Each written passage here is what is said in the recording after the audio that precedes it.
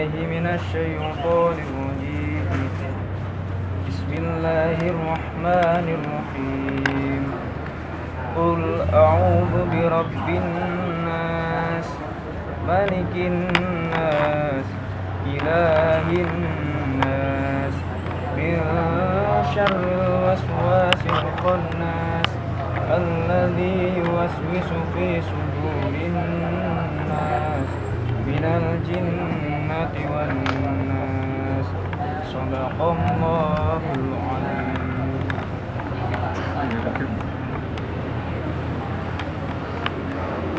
Katakanlah, aku berlindung kepada Tuhan manusia, Raja manusia, sembahan manusia, dari kejahatan bisikan setan yang biasa bersembunyi, yang membisikkan kejahatan ke dalam dada manusia, dari jin dan manusia.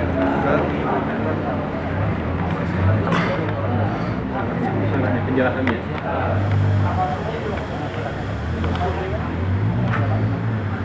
Penjelasannya, Qul a'udzu birabbin nas.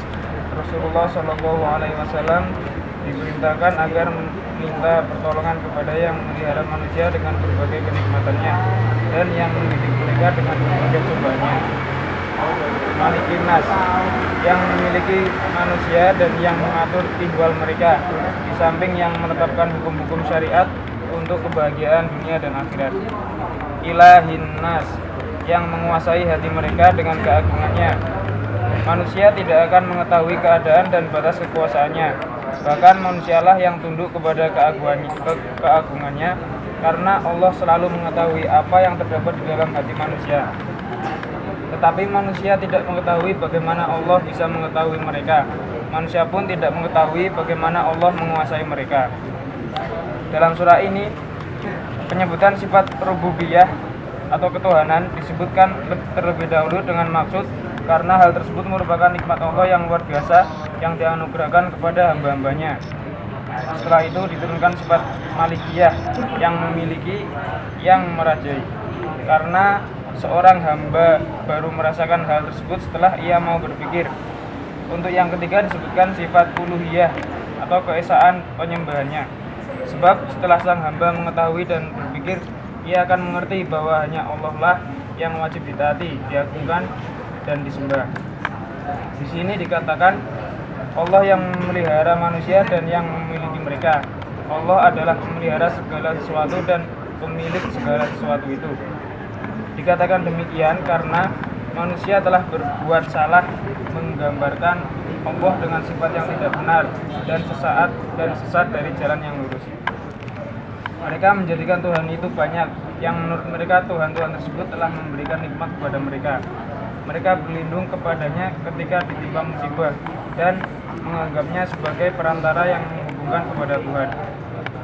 Mereka menganggap Tuhan-Tuhan itulah sebenar-benar Tuhan yang mengatur manusia dan menggariskan batas-batas perbuatan mereka. Cukup kiranya bagi kita memahami masalah-masalah tersebut dengan menghayati ayat-ayat berikut ini. Ittakhadhu ahbarahum wa ruhbanahum arbabam min dunillahi wal masih ibn maryam wa ma umiru illa liya'budu ilahan wahidan la ilaha illa huwa subhanahu amma yusyrikun.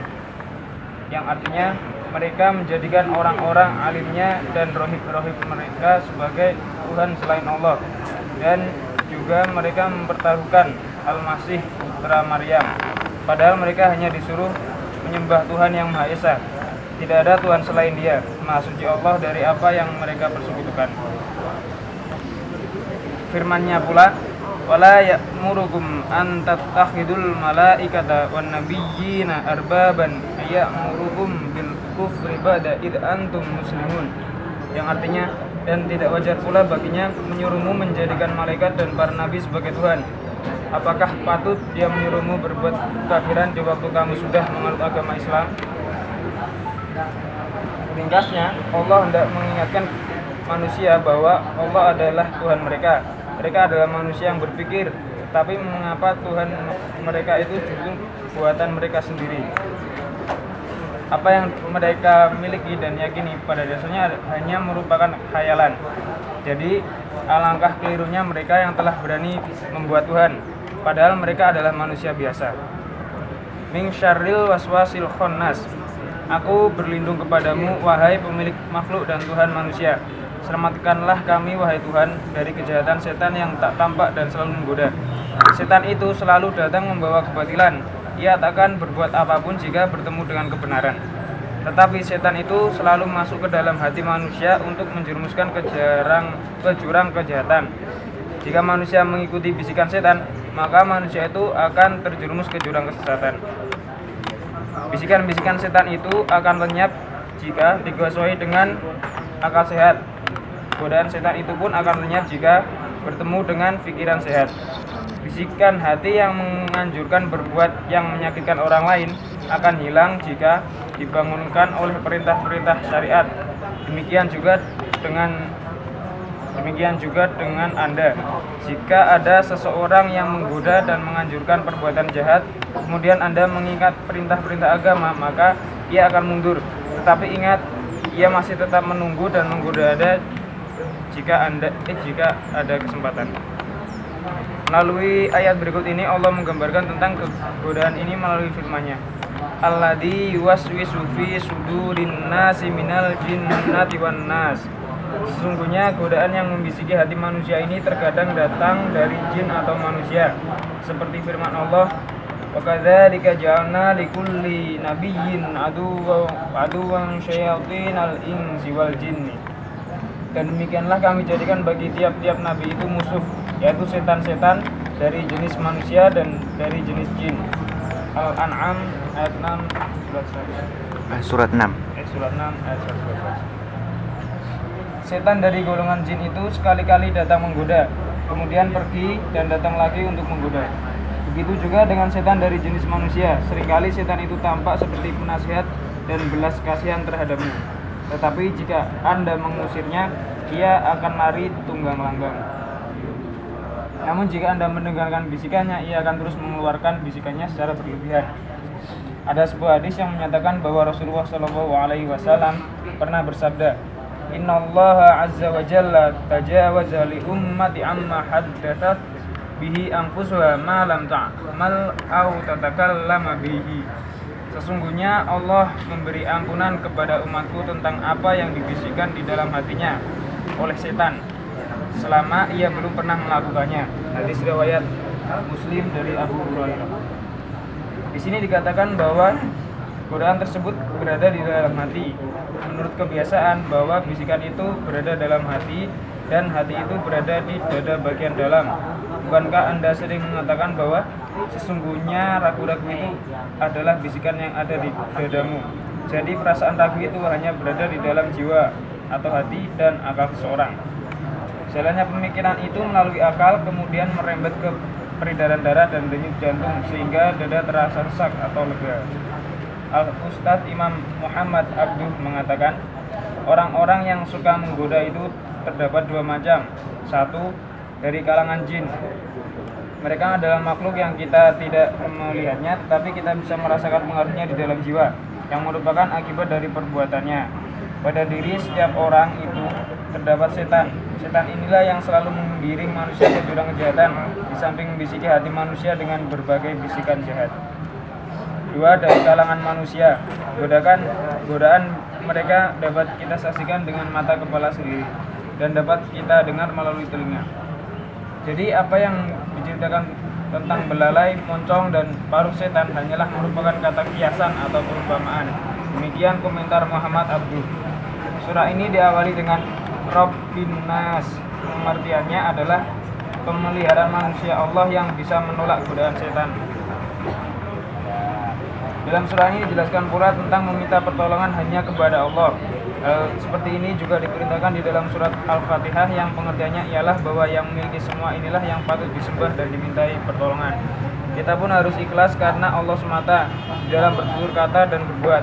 Kita juga minta perlindungan Allah dari hal-hal yang di luar kemampuan kita untuk menolaknya. Ya Allah, jadikanlah kami sebagai hamba-hambamu yang ikhlas di dalam melaksanakan perbuatan hanya karenamu. Tolaklah ya Allah godaan setan yang terdiri dari jin dan manusia, serta jauhkanlah diri kami dari bisikan-bisikan jahat, dan peliharalah kami dari siksa neraka jahanam, serta jangan engkau siksa kami di akhirat kelak. Ya Allah, ya Tuhan kami, limpahkanlah sholawat-Mu kepada Nabi Muhammad SAW, keluarganya yang suci dan baik, dan para sahabatnya yang ikut serta membela agama-Mu. Limpahkanlah sholawat-Mu kepada mereka sesuai dengan keyakinan yang tertanam di dada mereka dan sesuai dengan keadaan kecintaan mereka terhadap agama Islam ini.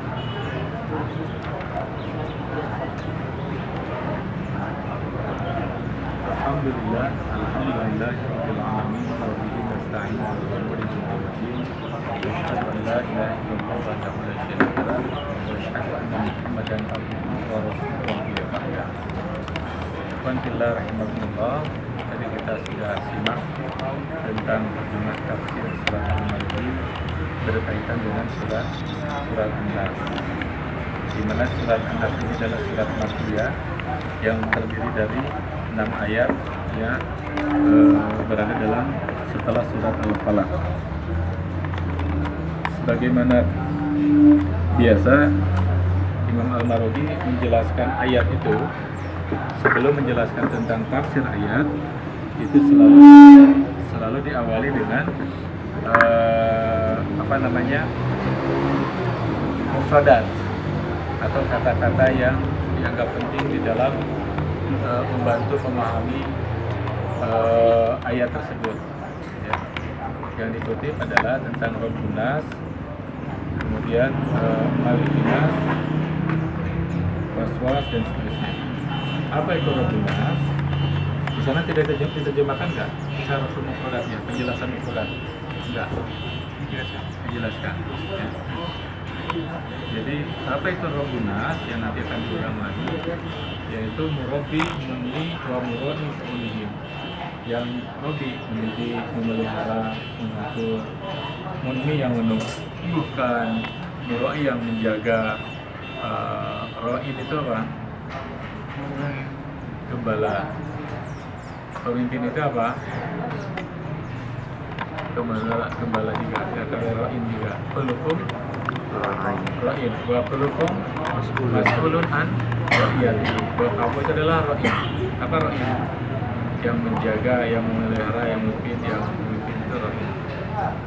Jadi pengembala itu dia memelihara, mengayomi, menjaga, membiarkan tumbuh si gembalaannya, kan?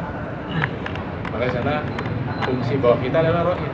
Apapun yang menjadi tanggungan kita tumbuhkan, kita bantu pengembangannya, kita pelihara, kita bina, kita didik. Itu Allah dalam hal ini dinamakan Rabbun, adalah yang melindungi. Dalam surat Al-Fatihah kan sudah ya, Alhamdulillahirabbil alamin. Karena Allah itu memelihara, menumbuhkan, mengatur, memberikan hidup, menghidupkan atau mematikan alam semesta ini. Itu dikategorikan Rabbun. Kemudian waswas. Apa waswas? Alladzi yulqi haditsasun fi nafsi, itu sesuatu yang tercermin di dalam bisikan manusia atau jiwa manusia. Al-khannas, apa itu khunus? Wa huwa ruju al-ikhtifar. Jadi kembali dan ikhtifar, tersembunyi. Al-jannah itu wahiduhum jinni, seperti insiyun gitu. Nah, mulai dari penjelasan bahwa qul a'udzu birabbin nas, katakanlah aku berlindung kepada Rabbin nas. Di sini Allah Subhanahu wa taala amara rasulahu ayasta'ina bima yurabbin nas bini'amihi. Allah menyuruh rasulnya agar ia minta tolong kepada Allah, di mana kata yang digunakan yang Rabbi, yang memelihara, mengatur, mendidik manusia dengan memberikan nikmat kepadanya. Allah memberikan nikmat kepada Rasul, kepada semua manusia. Maka menjadi satu hal yang logis bahwa kita dimintakan untuk meminta perlindungan kepada Allah sebagai Rabbin Nas. Yang kedua, Allah disifati dengan Malikin Nas. Malik yang mudabbiru, yang mengatur, yang menguasai urusan mereka. Juga dalam hal ini Al-Marwazi menegaskan Malikin Nas juga dia yang meletakkan syariatnya, ya, yang meletakkan hukum-hukum ketentuan Allah, yang hukum dan syariatnya itu tiada lain untuk mendatangkan kebahagiaan kehidupan manusia.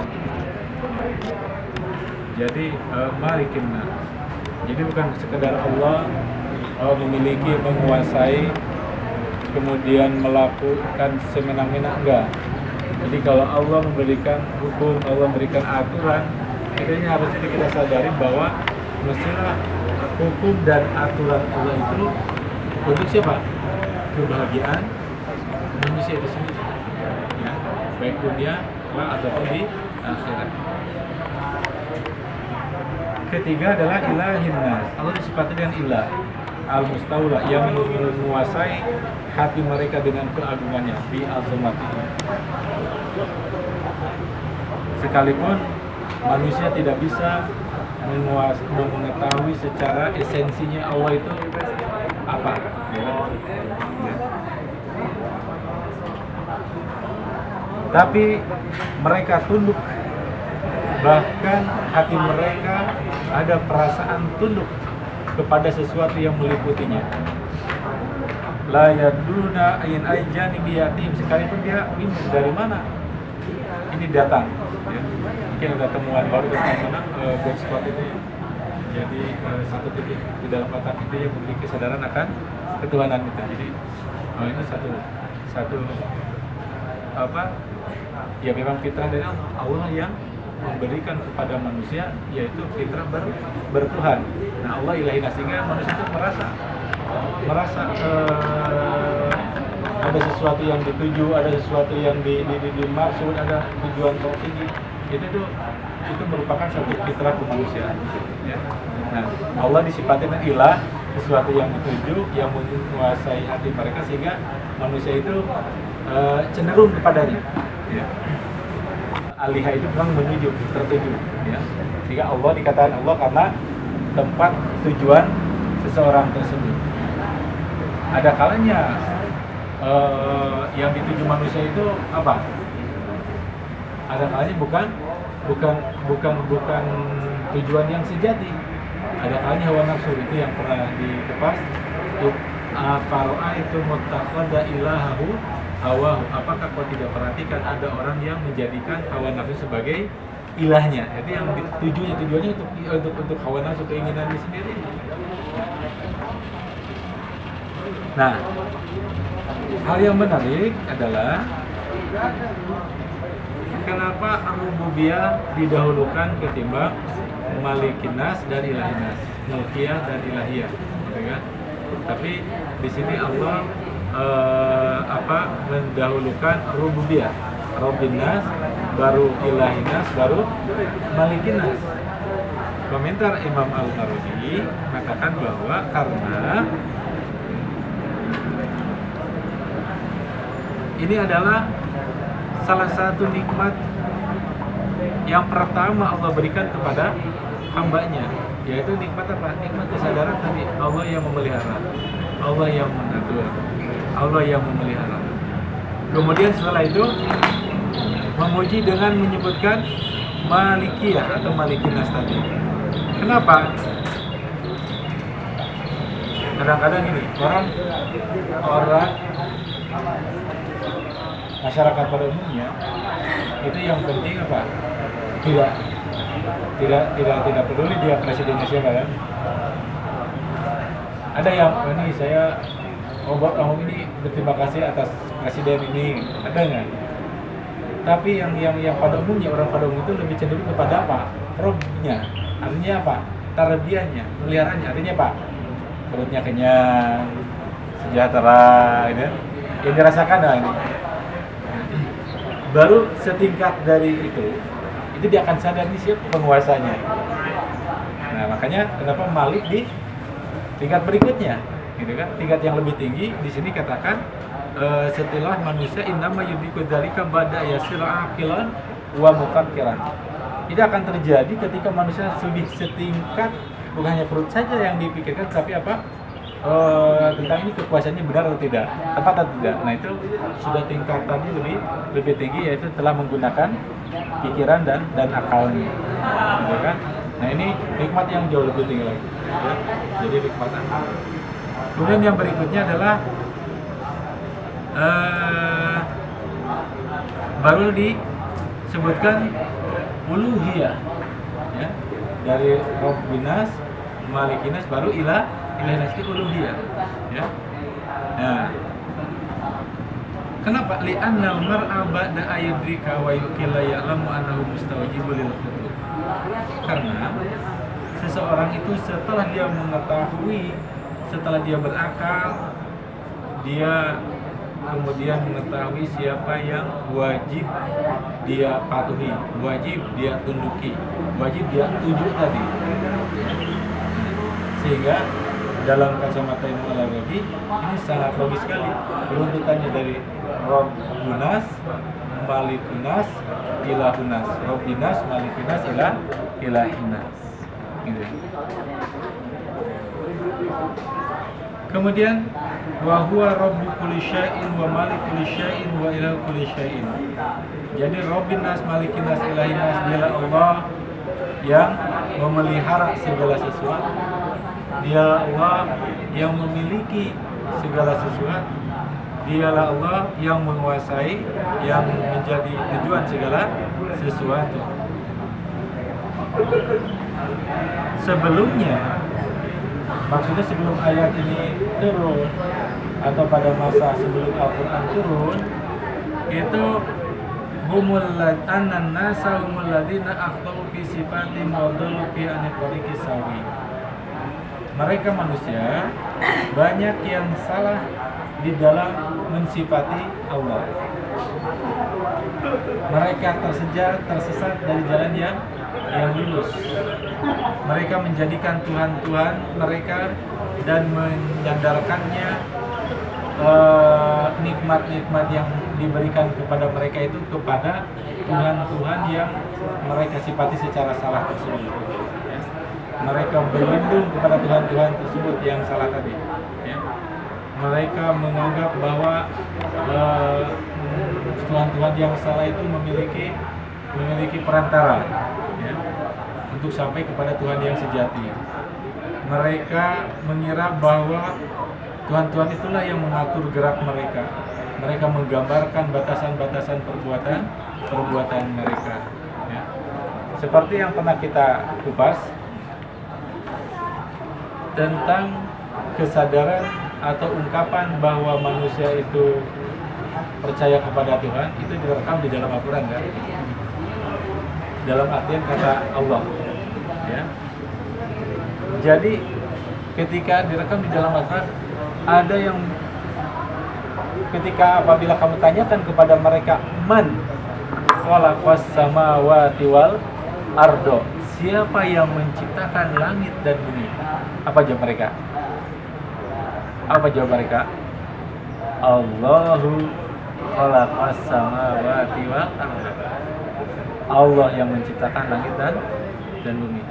Artinya mereka percaya Allah sebagai rububiyah. Ingat di dalam Al-Fatihah ada ingat tauhid rububiyah, ada tauhid uluhiyah, ada tauhid asma wa sifat. Apa tauhid rububiyah? Kesadaran bahwa Allah lah yang menciptakan, Allah lah yang menghidupkan, Allah yang mematikan, Allah lah yang mengatur, Allah lah yang menemukan. Itu tidak cukup, gitu kan? Tapi harus ada kesadaran bahwa Allah lah ilahinnas. Tadi Allah lah yang diibadahi, ditenuki, satu-satunya yang berhak diibadahi. Nah, Mereka meyakini bahwa Allah khalaqas samawati wal ard, Allah yang menciptakan langit dan bumi, itu kesadaran akan rububiyah. Ya, kesadaran Allah menciptakan langit dan bumi, tapi dia tidak beribadah kepada Allah. Dia menyembah juga yang lain. Ini yang menjadi perkaranya. Ya. Sehingga mereka dikatakan tidak tauhidul uluhiyah, apalagi asma wa sifat. Mereka menamakan semerang nama yang tidak sejalan dengan penyebutan yang selayaknya disandarkan kepada Allah mengenai sifat dan asmanya. Ya. Nah, karena itu dalil-dalil yang berkaitan itu bisa dibaca tadi beberapa ayat yang disebutkan, ittakhadhu ahbarahum wa rubbanahum arbaban min dunillah wal masih ibn maryam wa ma umiru illa liya'budu ilaha wahidan la ilaha illa huwa subhanahu amma yusyrikun. Ya. Mereka menjadikan rahib, ruhban, ya, para rahib, para pendeta, mereka itu sebagai arbaban, sebagai Tuhan selain Allah. Ia juga menjadikan Maryam, Al-Masih ibnu Maryam, ya, sebagai arbaban mindunillah. Padahal mereka itu tidak diperintahkan untuk itu, kecuali hanya diperintahkan liya'budu ilaha wahidan. Mereka diperintahkan untuk ibadah, tunduk patuh kepada Tuhan yang satu, Tuhan sejati itu. La ilaha illallah, yang tidak ada Tuhan selain Dia, yang subhanahu, maha suci Allah dari apa yang mereka sekutukan. Ya. Kemudian wala ya'murukum ittakhadul malaika wa nabiyyin arbaban ya'murukum bil kufri ba'da antum muslimun. Dan mereka juga tidak diperintahkan untuk menjadikan malaikat, para nabi sebagai arbaban, sebagai Tuhan-Tuhan. Ya. Jadi kita tidak bisa menyamakan nabi dengan Allah. Tidak bisa menyamakan malaikat dengan Allah. Tetap malaikat, nabi adalah makhluk Allah. Sekalipun mereka memiliki kekhususan, kehebatan dibanding manusia pada makhluk pada umumnya. Dalam akan itu ayam merukum bil kufri ba'da antum muslimun. Apakah dia menyuruhmu kepada kekufuran setelah kamu tunduk, pasrah, patuh kepada Allah Subhanahu wa taala atau muslim? Ringkasnya, wal khulasa, Allah Subhanahu wa taala ingin menegaskan kepada manusia bahwa Allah lah Rabb, Allah lah Tuhan, dalam pengertian yang menentu, yang memberi rezeki. Satu hal yang sangat sederhana gini, ada tulisan sangat menarik. Siapa yang beri rezeki? Antum Mas? Ada tulisan begini, gaji dari kantor, rezeki dari Allah. Gaji dari kantor, rezeki dari sekalipun. Jadi rezeki itu bukan gaji. Bahkan mungkin gaji kita tidak menjadi rezeki kita. Ya, rezeki anak kita, rezeki adik kita, rezeki orang tua kita, gitu kan, yang melalui kita, gitu kan. Pun sebaliknya rezeki Allah sangat luas, bukan hanya gaji, bukan hanya materi, bahkan, gitu kan. Nah, Allah yang tegaskan itu, Allah Rabbun Nas. Allah lah yang melihara rezeki itu.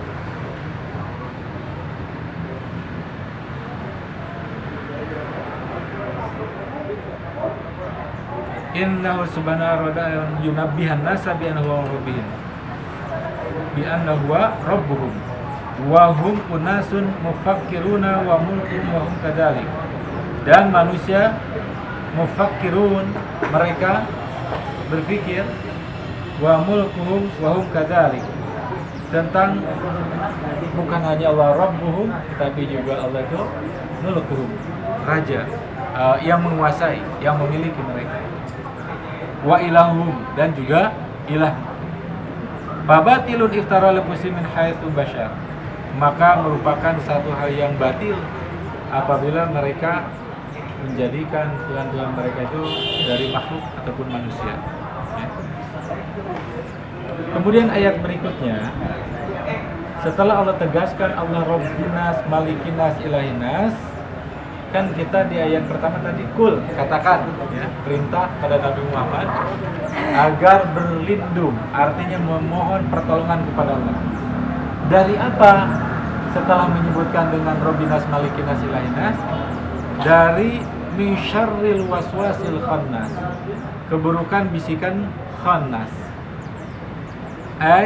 Maksudnya berlindunglah kamu kepada Tuhan makhluk tadi, Rabbul Khalqi wa ilahuhum wa ma'buduhum, an tujina min syarri syaitanil waswasil katsir muwaswisul katsir al-khunus wal ikhtifa, agar Allah menyelamatkan kita dari segala keburukan bisikan syaitan yang senantiasa tersembunyi. Apa itu? Khannas diterjemahkan apa? Syaitan. Di dalam Al-Quran ada yang serupa hurufnya tapi beda bunyinya. Khunnas. Apa khunnas? Pernah dengar ya? Alladzi as'as wasubir tanafas. Al-khunnas. Nah, apa itu khunnas? Bintang. Khannas, syaitan. Itu ada mirip. Kemiripannya di mana? Timbul, tenggelam. Kapan setan itu timbul? Ketika manusia ghafilun an dzikrillah, lalai dari mengingat Allah. Tumbuhlah setan dalam diri kita. Kapan setan tenggelam? Ketika manusia dzikrullah, ingat kepada Allah. Hilanglah setan. Maka zikir itu sebenarnya nggak cukup 33. Nggak cukup 1000. Berapa zikir? Alladzina yadhkuruna Allah qiyaman wa qu'udan wa ala junubihim. Jadi baik berdiri, terlentang, itu sebagai riyadhah, latihan. 33 memantapkan kita. Hakikatnya zikir adalah ketika kita kuliah, ketika kita bekerja, ketika kita berbisnis, ketika kita mengatur negara, itu adalah tidak boleh dilepaskan dari zikrullah, yaitu mengingat Allah, ya. Sehingga akan terbebas dari syarril waswasil khannas, keburukan syaitan yang senantiasa membisik-bisikan manusia. Alladzi yuwaswisu fi sudurin nas, di mana bisikan tersebut melalui sudurin nas, dada, hati manusia, baik dari kalangan jin maupun dari kalangan manusia.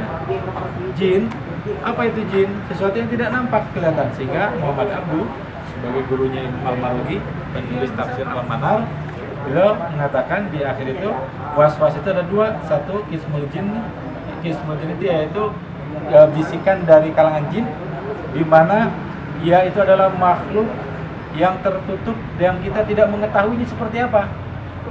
Kalaupun digambarkan tadi ada moncong, ada apa, itu gambaran saja seperti jin, tapi bisa kita rasakan, ya. Dia selalu yuhaditsu minna fi nafsi khawatir su, membisik-bisikan, berbicara di dalam hati manusia. Pastikan itu adalah bisikan dari jin, ya. Jadi kalau antum ada bisikan ini sholat enggak, jangan, nah itu hanya dia adalah bisikan jin. Yang kedua bisikan manusia yang bisa kita lihat. Manusia itu bi ayunina wa nasma'u bi adanina, yang kita bisa saksikan dengan mata kita, bisa kita dengar dengan telinga kita, ya. Nah, ini adalah bisikan-bisikan dari manusia. Nah, karena itu Allah berfirman, kadzalika ja'alna likulli nabiyyin aduwwa syayatinil insi wal jinni. Demikianlah kami jadikan para nabi itu juga, setiap nabi itu apa? Ada musuhnya itu dari jin maupun dari setan manusia, ya. syayatinal insi wal jinni. Nah, syayatinul jinni kadang-kadang dia membisik-bisikan, kadang-kadang sembunyi. Pun begitu dengan manusia. Fakatiran mayurika annahu nasyun syaqiyun. Tapi kebanyakan setan yang membisik-bisikan itu, baik manusia maupun jin apa? Dia memperlihatkan kepadamu pembisik-pembisik itu apa? Nasihun syaqiyun. Penasehat yang dekat. Ini yang harus kita waspadai. Ya. Kalau terhadap Anda ada yang membisikkan gini, jangan sholat kamu. Jelas-jelas kan? Anda akan nolaknya kan? Kamu jangan baca Quran lah. Berguna lagi Quran. Pasti akan nolaknya kan? Frontal gitu. Tapi menjadi penasehat yang dekat begitu, ya mungkin sholat ya sholat. Tapi bagaimana nih kita mainkan anggaran? Nah, sedikit mah nggak apa-apa kan? Maslahat, kemaslahatan umat. Bahasanya kemaslahatan. Ini seperti penasehat yang baik-baik. Ini syayatinul insi, ini syayatul jinni yang berperan sebagai nasihun syaqi. Ya. Kemudian karena itu maka sangat menarik surat ini diawali dengan Rabbinas, Malikinas, Ilahinas yang menunjukkan betapa kita harus sadar bahwa hidup kita ini tidak lepas yang namanya godaan, rayuan, sesuatu yang dapat menggelincirkan kita. Karena itu kita diperintahkan untuk qul, katakan. Kalau saya katakan Mas siapa? Alif, katakan kepada kira-kira kata saya menyebutkan katakan diulangi lagi nggak? Enggak. Tapi ini nggak boleh kita langsung a'udzu birabbin nas, tetap dibaca qul a'udzu birabbin nas. Ya kan itu mah perintah, udah nggak bisa di parting gitu, enggak. Untuk menunjukkan selain memang ini perintah dari Allah, wahyu dari Allah yang harus terjaga setiap lafaznya, juga untuk memberikan kesadaran kepada kita supaya diungkapkan. Orang kalau diungkap jadi sadar kan? Ya, pentingnya kenapa kata qul ini? Ya, mudah-mudahan Allah berikan kepada kita kesadaran tadi, Allah sebagai Rabbunas, Malikinas, Ilahinas. Assalamualaikum warahmatullahi wabarakatuh.